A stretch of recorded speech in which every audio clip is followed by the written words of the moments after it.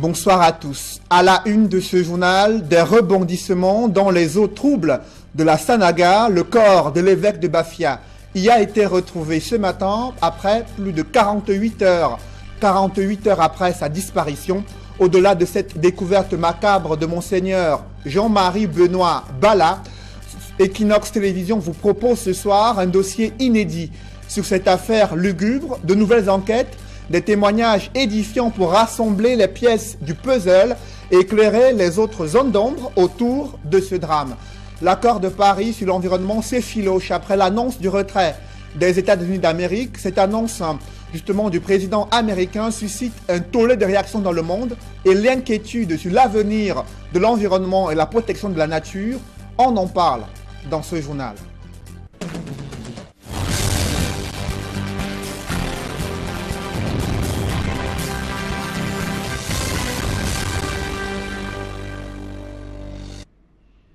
Merci de suivre cette édition complète de l'information sur Equinox Télévision.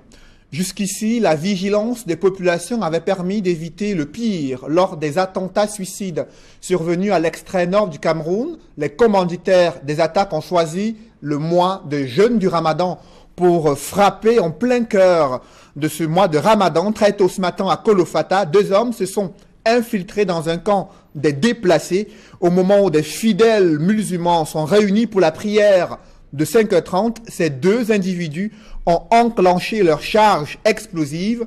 Le bilan est lourd, 11 morts et plus de 30 blessés à la suite de ce double attentat survenu très tôt ce matin à Kolofata, à l'extrême nord du Cameroun. Le gouverneur de cette région a présenté les condoléances du chef de l'État aux familles durement éprouvées. Il appelle au calme et à une plus grande vigilance. Ce sont les propos du gouverneur de l'extrême nord qui vient de vivre un autre double attentat suicide qui a fait 11 morts et environ une trentaine de blessés très tôt ce matin dans un camp des déplacés où de fidèles musulmans s'apprêtaient à la prière en ce mois de jeûne du Ramadan. Je vous le disais en titre, les eaux troubles de la Sanaga ont livré leurs secrets. Le corps de l'évêque de Bafia y a été retrouvé ce vendredi matin, près de 48 heures après sa disparition. La découverte macabre de Monseigneur Jean-Marie Benoît Bala soulève de nombreuses interrogations autour des circonstances ayant conduit à sa mort. C'est la consternation totale sur les lieux de la découverte du corps de l'évêque de Bafia. Nos envoyés spéciaux, Emmanuel Diop et Guy Zogo, dans ce reportage.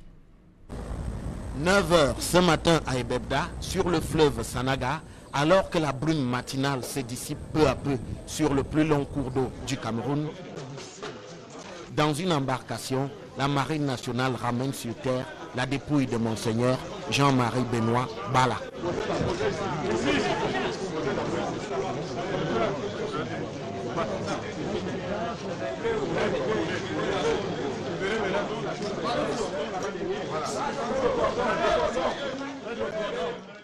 La première toilette est administrée aux défunts sur ce lit de fortune. Une image choquante sur laquelle nous faisons l'impasse. Cette nuit même, après la messe dite par le curé de la place, la relève a été prise par le patriarche Obono qui se trouve à ma droite ici. Nous avons travaillé de 20h à l'aube du matin, au moment où il procédait à la conclusion, n'est-ce pas, de ses travaux. Il m'a appelé, monsieur le maire, le premier pécheur, avec l'aide de Dieu, va nous annoncer la bonne nouvelle. Certainement, le corps de l'évêque nous sera ramené ici. La dépouille a été découverte en Tchang, pas loin de mon atelier, à 19 km de Bebda, coincée entre des rochers et des branches d'arbres. S'agit-il effectivement de Monseigneur Jean-Marie Benoît Bala?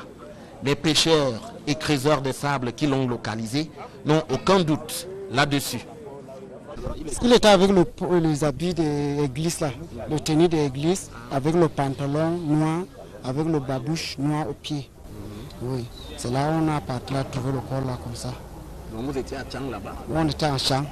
Le corps était en bon état, mais il y avait une petite odeur. qui sortait. Donc, ce n'était pas trop décomposé. Il semblerait que ce monsieur a été plongé dans l'eau. Par force, parce que on ne peut pas se noyer avec les chaussures sans toutefois faire les efforts de pouvoir se battre. On sent qu'il a été maintenu et puis on le poussait. Bon, on ne sait pas.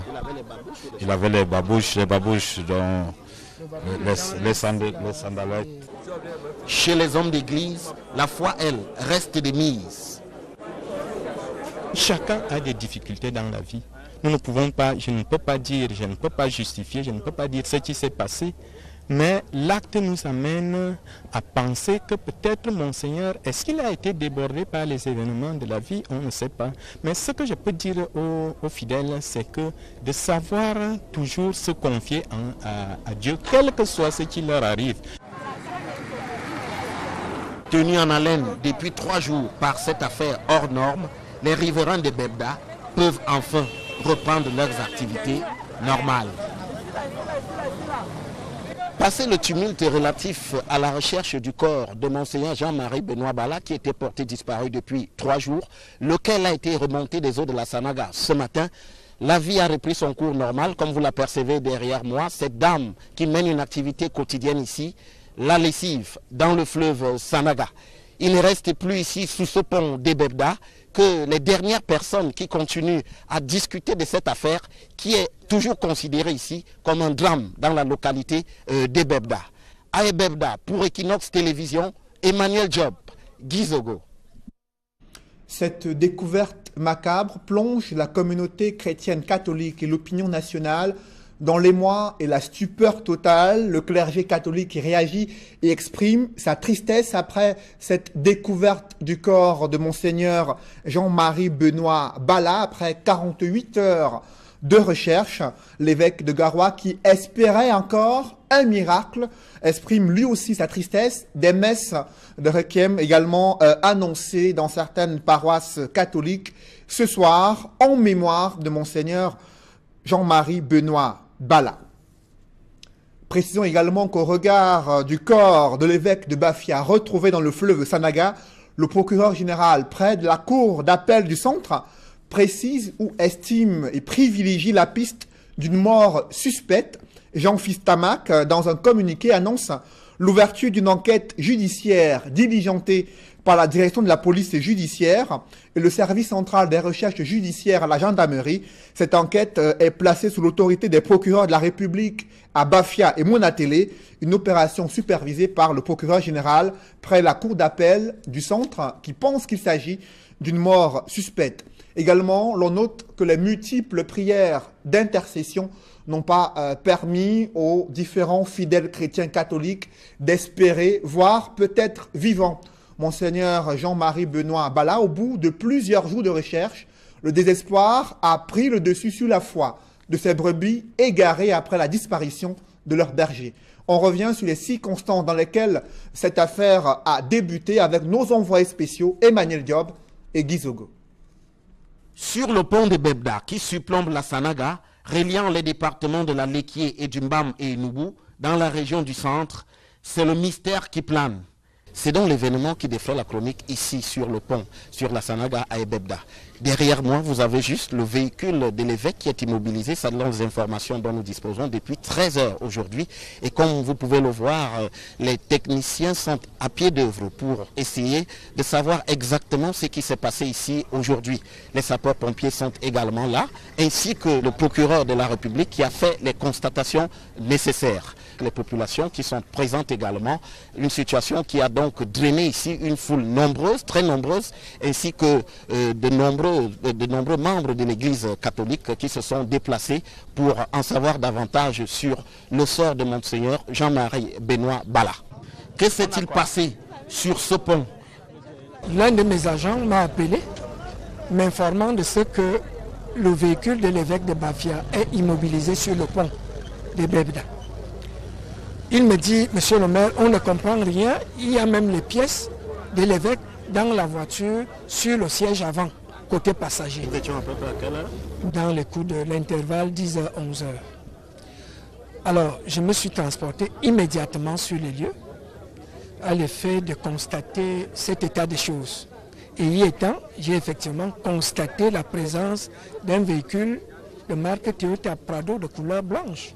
Et à l'intérieur, les pièces personnelles de l'évêque de Bafia, sa carte nationale d'identité, son permis de conduire, le dossier du véhicule, un mouchoir blanc à côté et, n'est-ce pas, un papier en tête.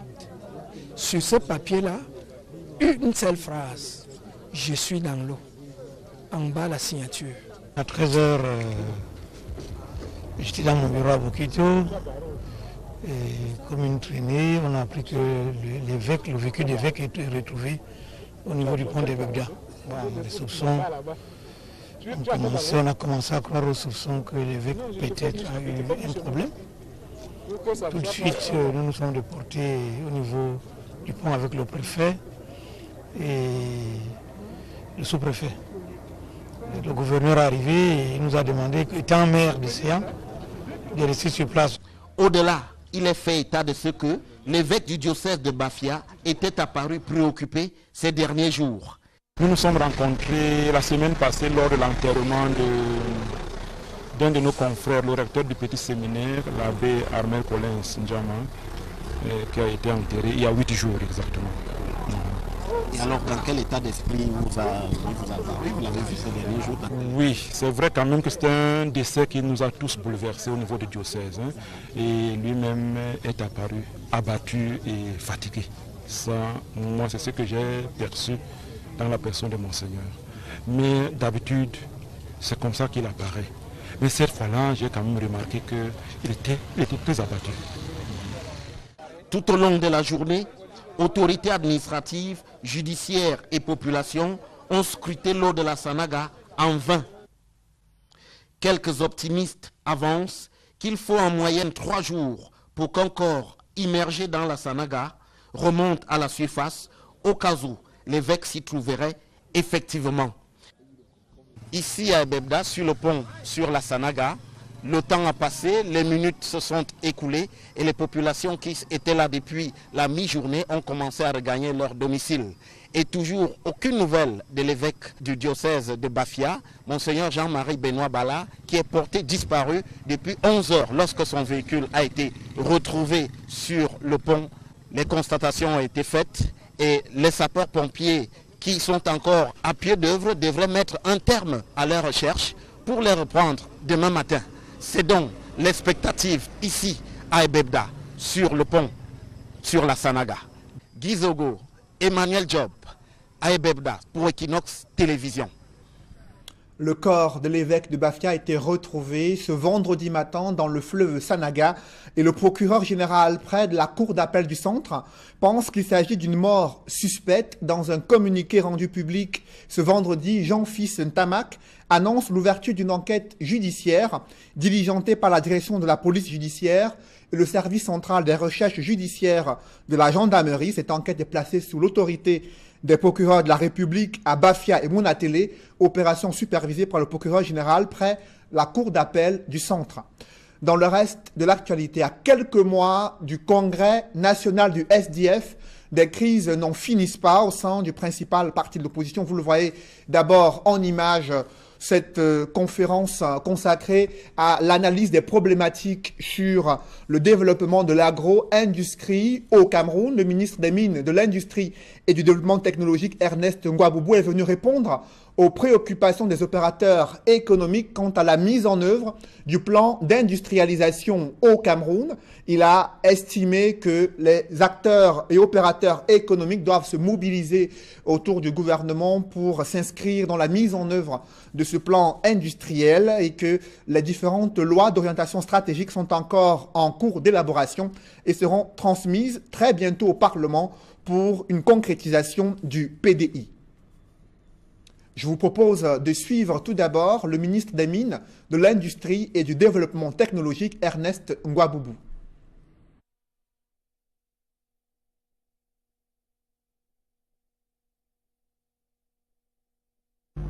Ainsi, je déclare que les travaux de la rencontre Club Afrique Développement Cameroun organisée du 1er au 3 juin 2017 par le Club Afrique Développement Academia SCB Douala. Eh bien, le PDI, comme vous l'avez tantôt suivi de mon collaborateur qui m'a représenté aux différents panels, a prévu effectivement comme un des socles l'agro-industrie. Parce qu'on s'est rendu compte, et vous l'avez dit, et vous l'avez entendu tout à l'heure des propos de monsieur le DG de la SCB, qu'on ne peut pas avoir d'agro-industrie si on n'a pas l'industrie. L'agro-industrie devrait être celle-là qui va récupérer les produits qui viennent de l'agriculture, les transformer et les mettre à la disposition des populations. Les textes ne pourront pas être pleins parce que ce n'est pas un travail qui se fait uniquement au ministère de l'Industrie, c'est un travail interministériel. Et nous travaillons avec un consultant assisté par l'ONUDI. Tout le monde devrait être d'accord de la mouture du texte qui pourrait être adopté avant la transmission aux instances supérieures, la validation du chef de l'État qui doit transmettre à l'Assemblée nationale. Donc pour répondre à votre question, ces textes ne pourront pas être prêts pour la session qui vient. Vous l'avez vu, le ministre des Mines, de l'Industrie et du Développement technologique s'exprimait ainsi lors de cette rencontre du Club Afrique Développement qui se tient au Cameroun. Et des promoteurs des PME camerounais se plaignent des difficultés d'accès au financement, trop de garanties exigées par les banques camerounaises. À cette occasion, Tendance économique, édition spéciale, a justement rencontré le directeur général de la Société commerciale de banque du Cameroun, la SCB, pour qu'il réponde aux préoccupations des PME camerounaises quant à l'accès au financement, mais aussi le regard sur le développement du continent africain. C'est à suivre juste après ce journal. À 5 mois du congrès national du SDF, des crises n'en finissent pas au sein du principal parti de l'opposition. Après le littoral, la réorganisation de la région du SDF dans la région du centre piétine depuis plusieurs mois. Le bureau régional sortant est accusé d'être juge et partie lors du renouvellement des organes de base du SDF. Les mises en cause invoquent les statuts pour justifier leur maintien en fonction. L'escalade de tensions entre des militants du SDF a contraint le NEC à prendre des mesures conservatoires. Nos reporters, Marcelin Gansop et Joël Lessengue, ont mené l'enquête pour percer le mystère de ces crises qui se multiplient au sein du SDF. Reportage. En parcourant les résolutions prises à Bamenda le 27 mai dernier, l'on comprend que le SDF ne se porte pas bien dans la région du centre. Pas moins de 7 résolutions mettent en relief un état de santé précaire du parti à 5 mois du congrès national. C'est que la réorganisation du SDF dans la région du centre coincé depuis quelque temps, alors même que le mandat du bureau sortant, conduit par Aladji Ibrahim, a expiré depuis octobre 2016. Et c'est justement cette expiration qui est le point de départ de ce que la hiérarchie du parti refuse de considérer comme une crise, préférant parler plutôt d'incompréhension. À la vérité, les statuts du parti sont mis à rude épreuve par 2 factions. D'abord le bureau sortant qui brandit l'article 14F pour se maintenir. Que dit le statut? En cas d'un péril ou un comité exécutif, il y a une défaillance ou le mandat finit, le bureau sortant reste en fonction jusqu'au niveau élection. Ça, c'est l'article 14F du statut du parti qui le dit. Mais nos camarades ne veulent pas entendre pourquoi. Donc, ils disent que nous sommes jugés et partis. En face, il y a des militants qui sont plutôt favorables à l'application de l'article 18.8, lequel mettrait un terme au mandat déjà expiré du bureau que conduit Aladji Ibrahim, surtout que ce dernier est candidat à sa propre succession. Devant cette crise qui n'a que trop duré, le NEC réuni le 27 mai dernier à Bamenda a tranché, jetant son dévolu sur l'application effective de l'article 18.8, ce qui conforte les militants présentés jusqu'ici comme les frondeurs. Mais même pour le bureau sortant, cette mesure est jugée salutaire, puisqu'elle va permettre de décrisper la tension et baliser le chemin pour la réorganisation du parti dans la région du centre. C'est une façon de temporiser la situation qui prévaut sur le terrain. Donc nous remercions le NEC d'avoir pris cette décision, puisque le président de la commission viendra. Nous allons arrêter la date et nous allons aller à la conférence. Et c'est au sénateur Paul Tchatchouan que revient la mission de conduire cette opération à bon port, et ce avant le congrès du parti maintenu pour octobre 2017. Mais avec le retard accusé, l'on voit mal comment les 110 arrondissements ainsi que les 10 départements de la région du centre seront couverts en si peu de temps. Sur les 70 arrondissements, nous avons déjà renouvelé 35 arrondissements, 4 départements et les autres sont en cours. Renouveler les CE, ce n'est pas facile. Il faut d'abord aller déclarer chez le sous-préfet les manifestations, vérifier les cellules de la localité. L'installation d'une structure, ce n'est pas du chocolat. Et vous voyez aussi la saison des pluies. Nous attendons du sénateur, le président, le respect du statut, comme l'a mandaté le parti de faire. En attendant l'élection et l'installation du nouveau bureau régional, il revient au sénateur Paul Tchatchouan de gérer les affaires courantes. Mais l'épée de Damoclès plane au-dessus des têtes de ceux des militants qui s'amuseraient à persister dans l'indiscipline. La hiérarchie du SDF n'entend aucunement tolérer la moindre entrave à la bonne marche du parti dans la région du centre. Elle a à cet effet instruit le secrétaire général du SDF, le sénateur Jean Tsomoulou, d'œuvrer à la réconciliation des différentes factions, en espérant que tous fumeront le calumet de la paix avant le congrès d'octobre prochain. Une galerie d'art contemporain rénovée pour être un espace dédié à la création artistique des plasticiens camerounais. Il a fallu attendre des financements du CDD pour pouvoir promouvoir la culture camerounaise. Reportage Élisée Bogba et Marcelin Gansop. Il compte parmi les doyens de l'art plastique et son œuvre embellit la galerie d'art contemporain de Yaoundé, désormais revêtue de nouveaux habits. Cette sculpture, ça s'appelle Notable, c'est un notable. Mais il fait partie d'une collection de 9. Parce qu'en fait, c'est un projet, une installation de 9 sculptures qui sont en conversation autour d'un feu traditionnel. Mais celui-ci est venu juste pour une représentation, parce qu'il fallait encourager les jeunes et introduire la galerie contemporaine. Francis Soumenier fait partie des 25 artistes plasticiens qui exposent leur savoir-faire et leur génie créateur dans un cadre approprié qui leur est désormais dédié. Sa réhabilitation est l'une des retombées palpables du volet culture du programme C2D. Évidemment, comme ambassadeur de France, je ne peux que me féliciter du travail fait en commun avec le Cameroun, avec le ministère des Arts et de la Culture, dans ces actions de promotion de la culture du Cameroun, qui est une culture d'une richesse incroyable, extrêmement variée, de l'extrême nord au sud, en passant par le littoral, les Grassfields, le Mont Cameroun. C'est absolument formidable. Il y a tout type d'expression artistique.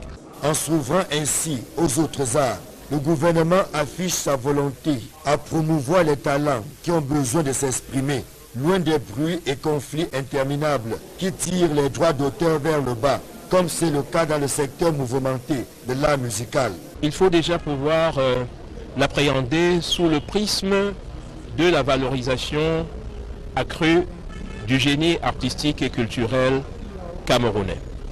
Il faut ensuite mettre en évidence la contribution de lieux comme ceux-ci à l'expression des éléments les plus tangibles de notre multiculturalisme. Les artistes, pour s'exprimer, pour valoriser leur art, pour le diffuser, ont besoin d'espaces, de lieux consacrés à cet effet.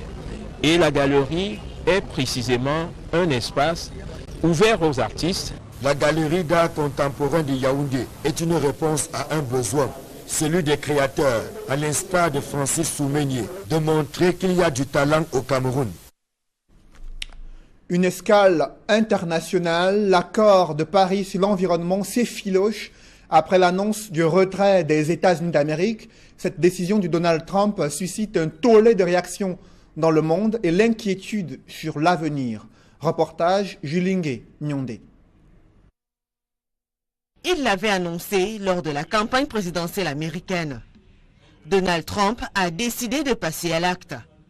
Depuis ce 1er juin 2017, le président américain a finalement déclaré que son pays se retirait de l'accord de Paris sur le climat, isolant les États-Unis sur la scène internationale et suscitant une immense déception parmi les 194 autres pays signataires de ce texte historique.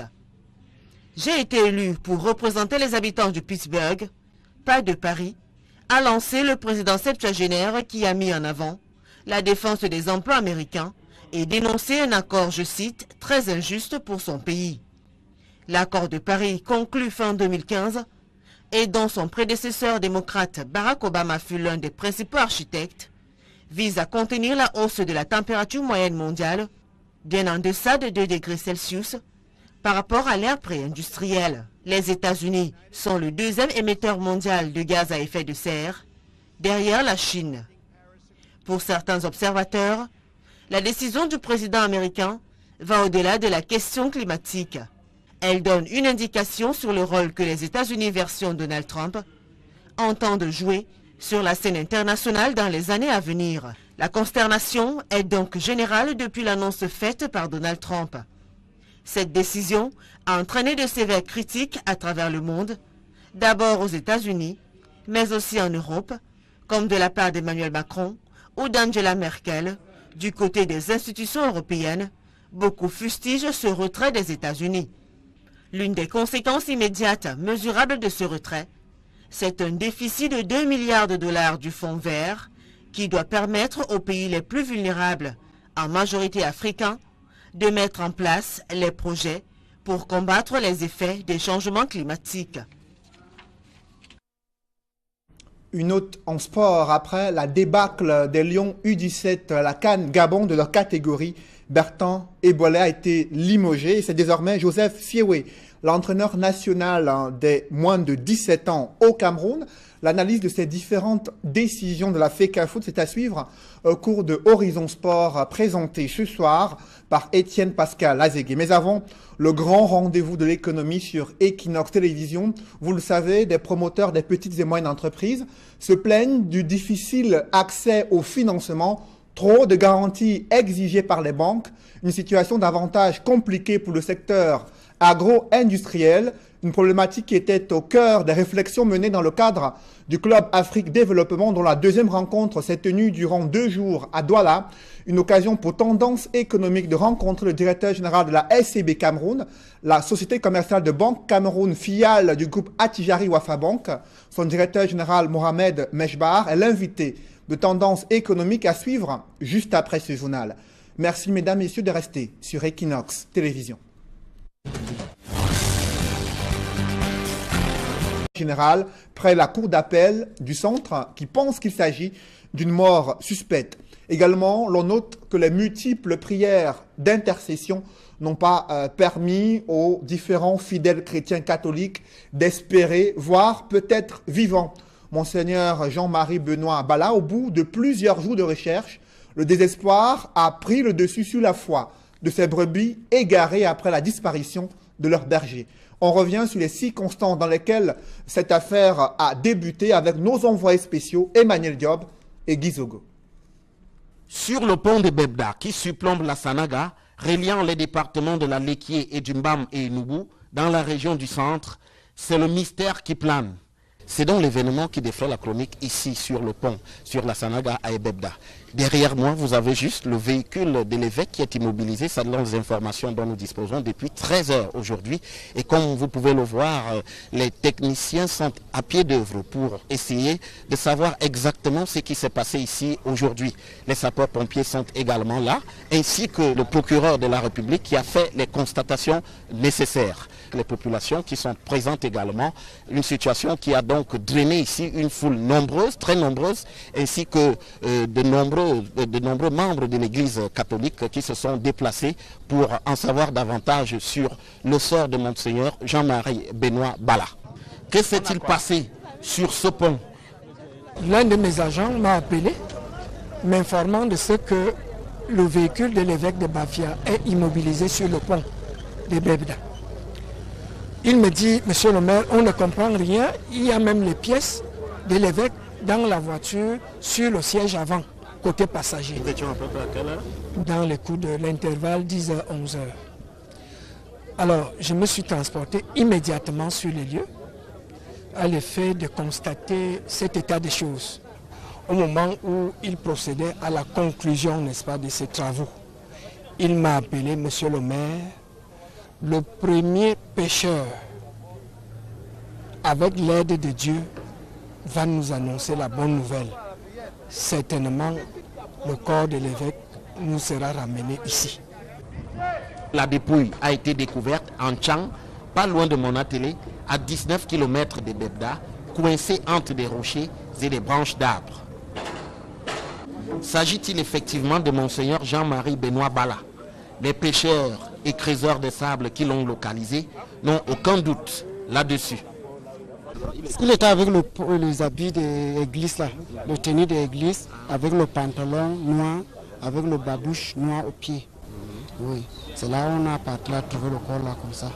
Donc vous étiez à Tchang là-bas? On était à Tchang. Le corps était en bon état, mais il y avait une petite odeur qui sortait, donc ce n'était pas trop décomposé. Il semblerait que ce monsieur a été plongé dans l'eau, par force, parce que on ne peut pas se noyer avec les chaussures, sans toutefois faire les efforts de pouvoir se battre. On sent qu'il a été maintenu et puis on le poussait. Bon, on ne sait pas. Il avait les babouches dont les sandalettes. Chez les hommes d'église, la foi, elle, reste de mise. Chacun a des difficultés dans la vie. Nous ne pouvons pas, je ne peux pas dire, je ne peux pas justifier, je ne peux pas dire ce qui s'est passé, mais l'acte nous amène à penser que peut-être Monseigneur, est-ce qu'il a été débordé par les événements de la vie? On ne sait pas. Mais ce que je peux dire aux fidèles, c'est que de savoir toujours se confier à Dieu.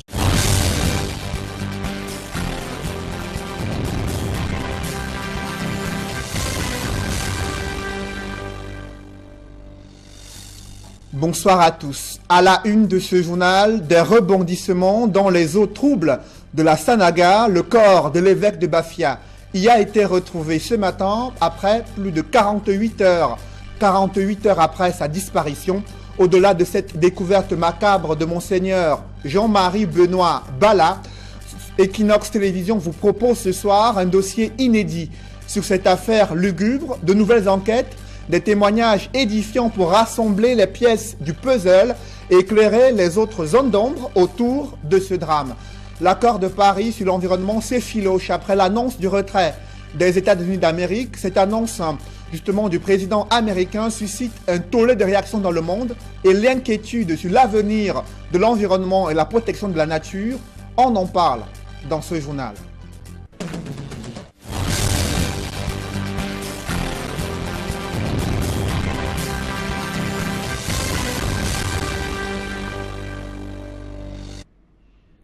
Merci de suivre cette édition complète de l'information sur Equinox Télévision.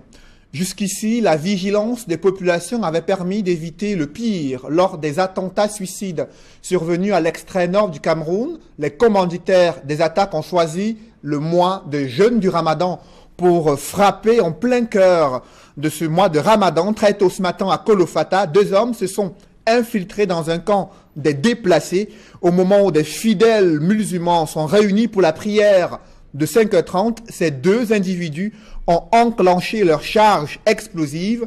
Le bilan est lourd, 11 morts et plus de 30 blessés à la suite de ce double attentat survenu très tôt ce matin à Kolofata, à l'extrême nord du Cameroun. Quel que soit ce qui leur arrive.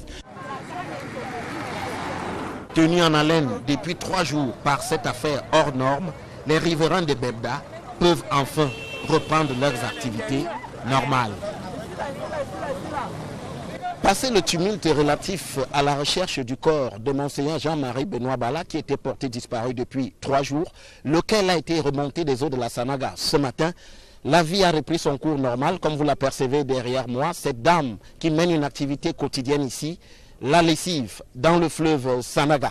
Il ne reste plus ici, sous ce pont d'Ebebda, que les dernières personnes qui continuent à discuter de cette affaire, qui est toujours considérée ici comme un drame dans la localité d'Ebebda. À Ebebda, pour Equinox Télévision, Emmanuel Job, Gizogo. Cette découverte macabre plonge la communauté chrétienne catholique et l'opinion nationale Dans l'émoi et la stupeur totale, le clergé catholique réagit et exprime sa tristesse après cette découverte du corps de Monseigneur Jean-Marie Benoît Bala après 48 heures de recherche. L'évêque de Garoua, qui espérait encore un miracle, exprime lui aussi sa tristesse. Des messes de requiem également annoncées dans certaines paroisses catholiques ce soir en mémoire de Monseigneur Jean-Marie Benoît Bala. Précisons également qu'au regard du corps de l'évêque de Bafia retrouvé dans le fleuve Sanaga, le procureur général près de la cour d'appel du centre précise ou estime et privilégie la piste d'une mort suspecte. Jean-Fils Tamac, dans un communiqué, annonce l'ouverture d'une enquête judiciaire diligentée par la direction de la police judiciaire et le service central des recherches judiciaires à la gendarmerie. Cette enquête est placée sous l'autorité des procureurs de la République à Bafia et Monatélé, une opération supervisée par le procureur. Le gouverneur de cette région a présenté les condoléances du chef de l'État aux familles durement éprouvées. Il appelle au calme et à une plus grande vigilance. Ce sont les propos du gouverneur de l'extrême nord qui vient de vivre un autre double attentat-suicide qui a fait 11 morts et environ une trentaine de blessés très tôt ce matin dans un camp des déplacés où de fidèles musulmans s'apprêtaient à la prière en ce mois de jeûne du Ramadan. Je vous le disais en titre, les eaux troubles de la Sanaga ont livré leurs secrets. Le corps de l'évêque de Bafia y a été retrouvé ce vendredi matin, près de 48 heures après sa disparition. La découverte macabre de Monseigneur Jean-Marie Benoît Bala soulève de nombreuses interrogations autour des circonstances ayant conduit à sa mort. C'est la consternation totale sur les lieux de la découverte du corps de l'évêque de Bafia. Nos envoyés spéciaux, Emmanuel Diop et Guy Zogo, dans ce reportage. 9h ce matin à Ebebda, sur le fleuve Sanaga, alors que la brume matinale se dissipe peu à peu sur le plus long cours d'eau du Cameroun. Dans une embarcation, la Marine nationale ramène sur terre la dépouille de Monseigneur Jean-Marie Benoît Bala.